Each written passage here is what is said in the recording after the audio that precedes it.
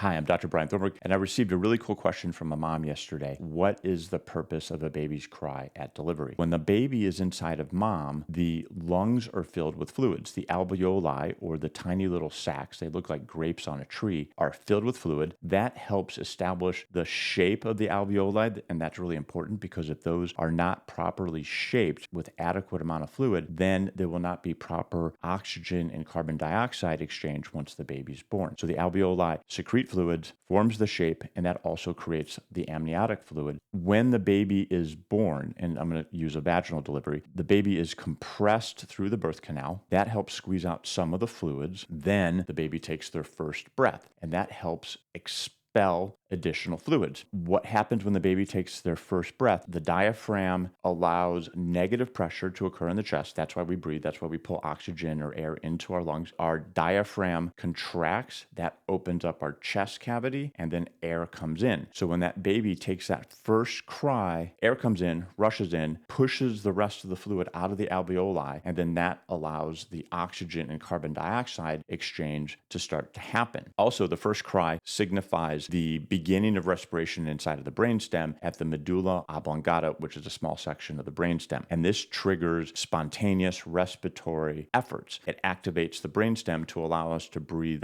effortlessly. So now that baby's taken their first cry, we have to start changing the fluids inside of the heart. And because the placenta is acting as kind of a dispersing of pressure while this lung changes are happening with increased pressure inside of the lungs, the clamping of the umbilical cord will stop that allowance of fluids just kind of going down the drain, going back into mom. So that'll increase the pressure by creating peripheral vascular resistance, meaning a tightening of the fluids. So that means there's more back pressure into the heart. And then we have this increased pressure coming because air is going into the lungs. And what happens is we have two bypasses in the baby's heart when the baby's inside of mom. One's called the ductus arteriosus, and this goes from the pulmonary artery into the descending aorta. So since the lungs aren't exchanging fluid, we don't need to pass blood through there. It goes right into the main part of the body. Other valve that closes is the foramen ovale, and that's up in the atria. There's a high pressure because of the fluid inside of the alveoli when the baby's inside of mom, and so it's easier for the fluids to go to the left side of the heart, which goes out to the body and then into the placenta. So both of those passages have to close, and if this doesn't happen, if we don't have a vigorous cry, and this is something that we measure when the babies come out, we call it the APGAR score. The baby doesn't score a 2, which is the highest score and best score, then that means that there could be some kind of respiratory distress or some inflammation inside of the lungs. So it's really important that we have a nice, vigorous cry. Thank you.